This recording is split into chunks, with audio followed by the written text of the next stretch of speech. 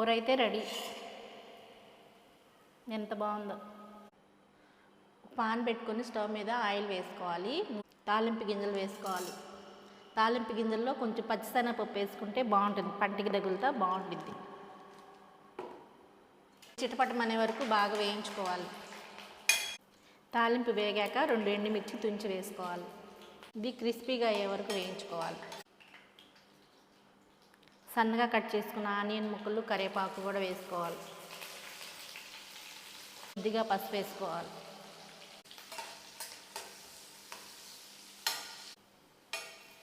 ఇలా వేగాలన్నమాట. తాలింపు అనేది ఇక బ్రౌన్ కలర్లోకి రాకుండానే వేయించుకోవాలి.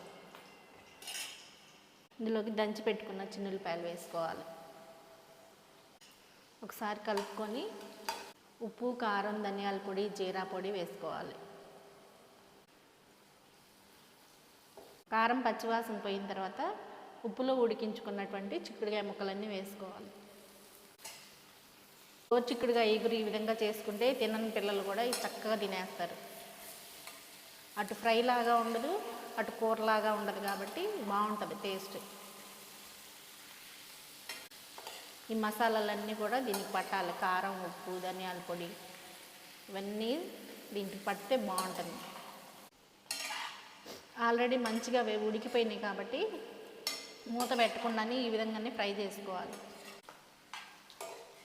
ఈ చిక్కుడుకాయలకి ఉప్పు, కారాలు బాగా పట్టిన తర్వాత ఈ విధంగా వేయించుకోవాలి.